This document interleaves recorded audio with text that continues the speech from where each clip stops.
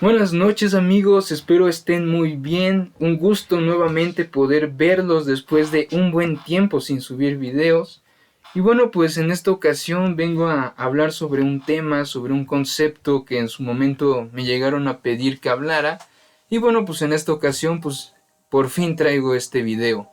Este es un concepto que hasta cierto punto se ha puesto de moda, sobre todo en Facebook y en Twitter y en las imágenes que luego mandan las tías, y es el concepto de narcisismo. En esta ocasión pues voy a hablar de narcisismo desde la perspectiva de Sigmund Freud. Posteriormente pues me gustaría hablar también de la reinterpretación que hace Igor Caruso o el concepto de narcisismo de Alexander Lowen, que es como el que más se ha popularizado, el que más hacen referencia de manera burda a algunas de estas imágenes.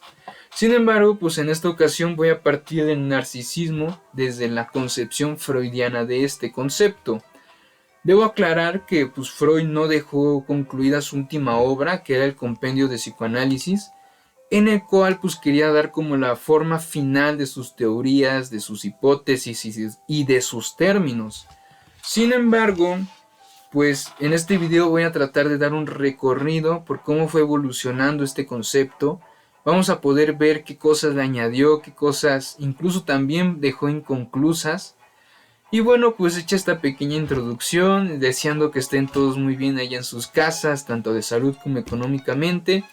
Y con mucho gusto de estar nuevamente con ustedes, sin más que añadir, comenzamos.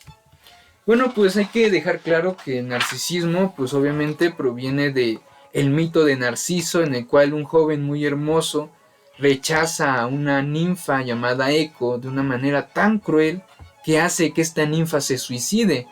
Entonces, los dioses castigan a este joven llamado Narciso, haciendo que cuando él se vea en el reflejo del río, quede tan perdidamente enamorado de él que se quede al lado del río viendo su reflejo en lo que espera la muerte.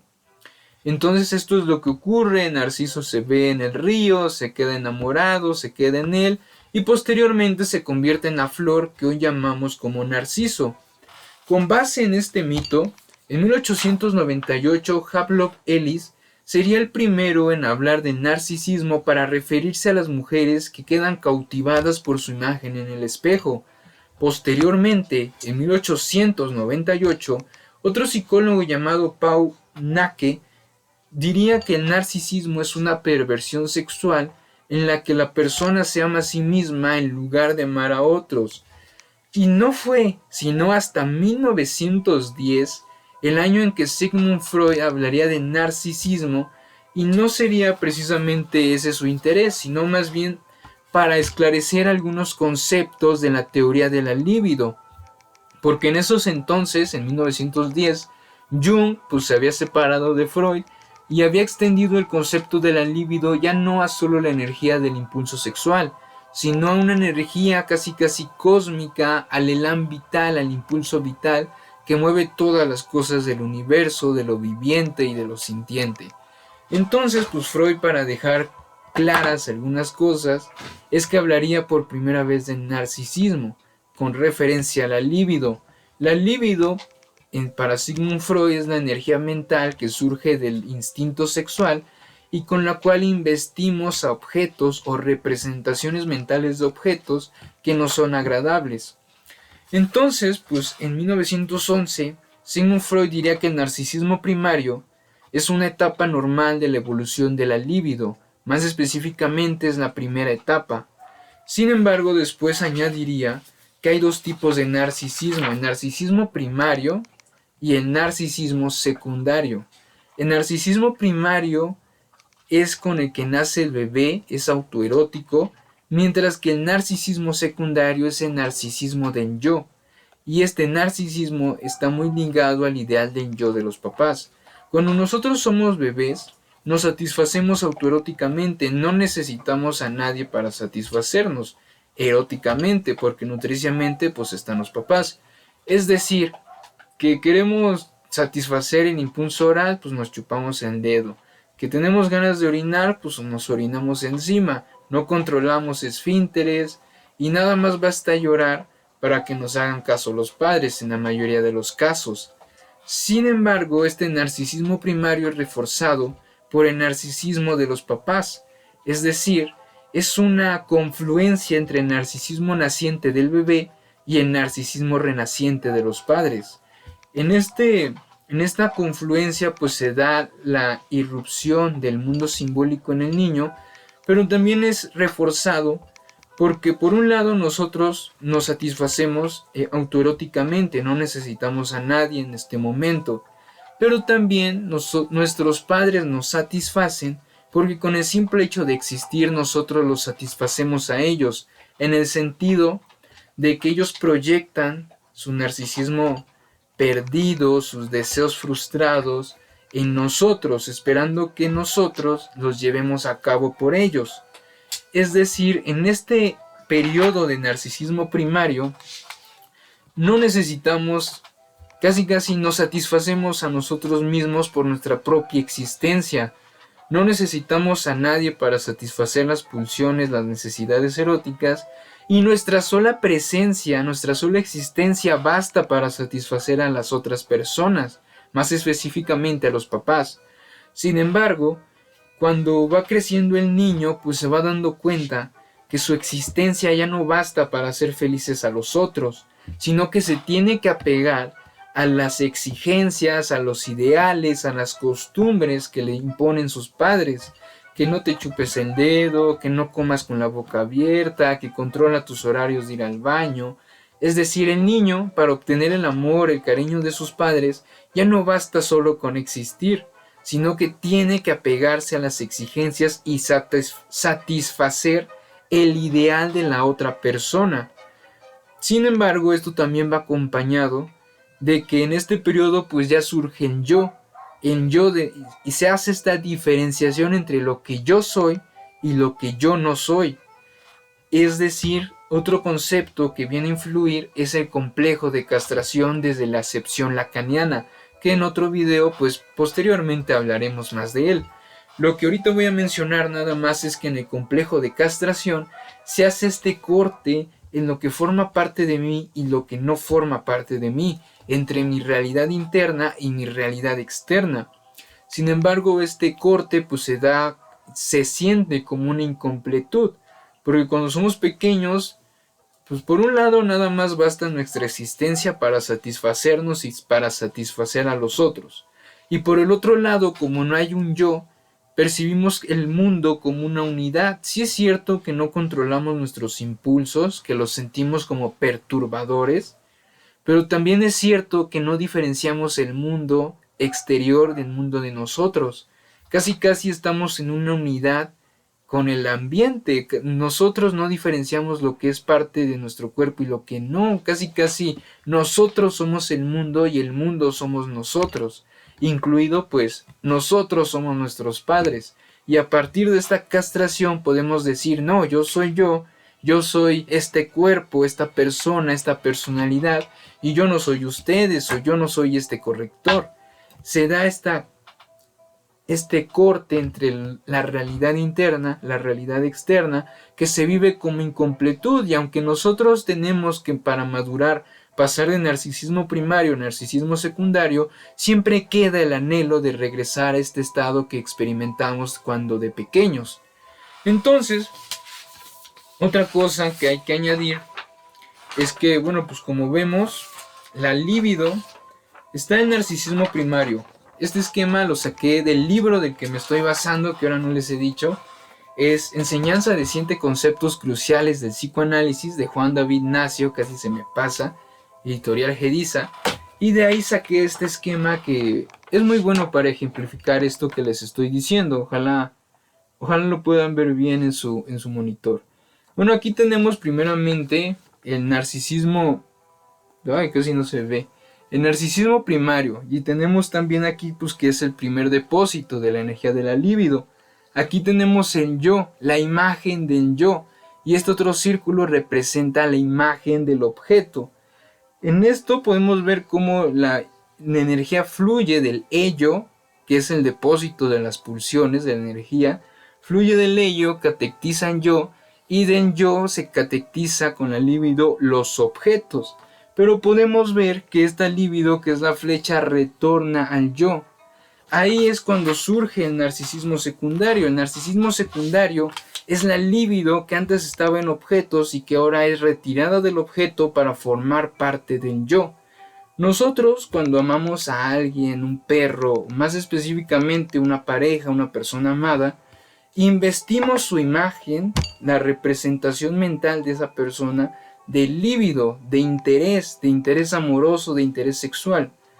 Sin embargo, cuando tenemos una ruptura, esa líbido que habíamos invertido en esa representación mental, no tanto en la persona, sino en la representación mental de esa persona, pues la tenemos que retirar. De lo contrario, pues muy probablemente sobrevenga una depresión. Entonces, esa líbido, ese interés con el que habíamos investido su imagen, la retiramos y la regresamos a nosotros, en el sentido de, pues te deja de interesar esa persona y te pones a hacer tus cosas, haces ejercicio, realizas tus planes, tus proyectos. Es decir, en tiempo el interés, le retiras esa imagen y la dedicas a ti mismo. Tu líbido se concentra en tu yo. Sin embargo, aquí es interesante algo porque entra el concepto de identificación. En yo, al igual que los ogros yo es como los ogros una cebolla, y como la cebolla está formada por capas, solo que el yo, esas capas de la cebolla son identificaciones con objetos que previamente fueron investidos de líbido. Y esto es muy interesante porque aquí viene como lo complejo del psicoanálisis, cuando nos damos cuenta que nuestro yo, nuestros rasgos de conducta, son rasgos que casi le copiamos o tuvimos que aprender a veces a la fuerza de alguien más. Y esto, hay ejemplos muy curiosos. Por ejemplo, apenas un compa hablábamos de esto y me decía, pues ahora que lo dices, yo me rasco la nariz como mi ex. Y entonces ese rasgo que ahora tú tienes fue en algún momento un rasgo de un objeto que tú habías investido de líbido. Y precisamente cuando retiras la líbido de ese objeto y la retraes a ti, no es porque casi mágicamente adiós objeto y ya, sino que la puedes retraer porque tú ya has adoptado las características, los rasgos que amabas de ese objeto. Y pues también aquí varios ejemplos, o sea, dense en cuenta que sus rasgos, muchos de sus rasgos, tanto positivos como negativos, como neutros, casi se los copiaron a personas que en algún momento amaron. Por ejemplo, que me gusta tal autor, tal filosofía, porque a una persona que amé también le gustaba. O por ejemplo, que me comporto de tal manera porque a mi padre, que lo admiraba mucho, se comportaba de tal forma. O incluso, por ejemplo, hago rabietas para manipular a la gente porque alguna vez vi que algún amigo, alguna amiga con esta manera manipulaba a sus papás o a su pareja. Entonces nuestros rasgos, nuestro yo, está formado de los rasgos de personas, de objetos que en algún momento llegamos a amar, que llegamos a investir de líbido. No necesariamente amor erótico, puede ser un ídolo, que nos cortamos el pelo como tal jugador de fútbol, puede ser algún amigo inclusive, que muy querido, que digas, no, pues es que le copié este rasgo, este otro. Y pues obviamente pues los padres, el papá, la mamá, y pues también indudablemente pues nuestras antiguas parejas sentimentales. Y es muy interesante, en serio, analicen ahora sí que una tarea de autoconocimiento y pregúntense por qué soy como soy, de dónde aprendí esto, y más aún de quién le copié esto, de quién aprendí esto. Y bueno, entonces ya le hemos dicho que la libido tenemos, antes de decir lo otro, entonces tenemos que hay una imagen del yo y una imagen del objeto. Cuando nosotros catequizamos un objeto de líbido, catequizamos más específicamente ciertos rasgos. Y cuando nosotros regresamos esa libido a nuestro yo, cuando desinvestimos un objeto, la podemos retraer precisamente porque hemos adoptado los rasgos de ese objeto amado que hemos perdido. Y bueno, pues entonces hay una relación entre yo y la imagen del objeto. Pero ¿qué pasa ¿Qué es lo que hace que una persona se vuelva psicótica y no paranoica? Que una persona se vuelva neurótica y no un esquizofrénico. Y bueno, la respuesta está precisamente desde la teoría de la libido en que la persona con esquizofrenia o demencia precoz, esquizofrenia y demencia precoz más específicamente, ha habido un corte con el objeto, toda la libido está retraída sobre ellos, al grado tal pues de que al no poder satisfacer el ideal del yo en el mundo real, al perder su yo, al perder las relaciones con el mundo real, pues generan un mundo artificial en el cual pues precisamente tratan de buscar ese ideal de yo, ese yo perdido que en la vida real no pueden ser, no pueden llevar a cabo ese proyecto. Sin embargo, en el psicótico pues se da este corte, no hay relación con el mundo exterior, no hay relación con el objeto, no hay relación con las personas. Toda la libido, todo el interés, toda la fantasía recae sobre el yo. ¿Y qué pasa, por ejemplo, en el neurótico? En el neurótico igual se da un corte, no se percibe la realidad de la manera como es realmente, sin embargo se mantiene una relación con los objetos, con el mundo, por medio de fantasmas, por medio de representaciones mentales, por medio incluso de fantasías, pero siempre siendo conscientes que son precisamente fantasías. Entonces también se deforma la realidad, pero se mantiene una relación que a veces varía más o menos con la realidad por medio de imágenes y representaciones mentales de estos objetos. Y también, ya para ir acabando este video, pues Freud nos habla de que hay casos particulares, casos especiales de la libido, como puede ser la elección narcisista de objeto en la que nos amamos precisamente al amar a un objeto, amarnos a través del amor a otro. Y esto pues puede ser, por ejemplo, en el caso de personas heterosexuales, homosexuales, que precisamente se enamoran de personas en los que ellos ven rasgos que ellos tienen, es decir, no tanto que me gustes tú, sino que te pareces a mí, tienes estos rasgos y de cierta manera yo me veo en ti y al amarte a ti yo me estoy amando a mí mismo.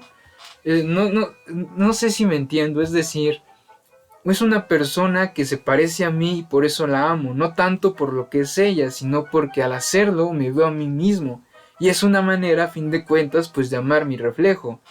Otra elección de objeto narcisista es, por ejemplo, la gente vanidosa, hombres, mujeres, que más que amar a otra persona, lo que les gusta es que sean amados, la sensación de ser amados. Ellos no aman, se aman solo a sí mismos y en su mejor caso, si no caen en la psicosis, lo que les gusta es la sensación de ser amados por otros, pero no de amar precisamente. Y también hay otros casos de estancamiento de la libido, que pueden ser la enfermedad orgánica y la hipocondría. En la enfermedad orgánica se retrae la libido del mundo exterior de los objetos y se deposita específicamente en la zona del cuerpo que está afectada, que provoca dolor. Cuando a nosotros nos duele una muela, nos fracturamos algo, pues seamos sinceros, casi no nos importa el mundo, no nos importa nada, todo nuestro interés, toda nuestra atención, casi todo lo que pensamos es que nos sentimos de la fregada. Es decir, no estás pensando en, ay, mi amor, mi familia, no, o sea, cuando te duele algo, lo que ocupa tu mente es el maldito dolor. Incluso Freud hace referencia a un poema en el que dice, el alma del poeta se cae toda sobre el hoyo de su muela, porque todo nuestro interés cae en la zona afectada. Y el otro estancamiento de la libido es la hipocondría, en la que una persona con esta enfermedad erogeniza una parte de su cuerpo, porque recordemos que todo el cuerpo es un órgano sexual, casi susceptible de ser erógeno. Entonces lo erotiza en tensión, lo mantiene en constante tensión, de manera tal pues que se da ese estancamiento de la libido, se produce un malestar constante, resultado pues de esta sobretensión en algún órgano del cuerpo. Y bueno, pues esto es todo, amigos. Nuevamente, pues una vez más, gracias a Carlos Leonidas por esta propuesta.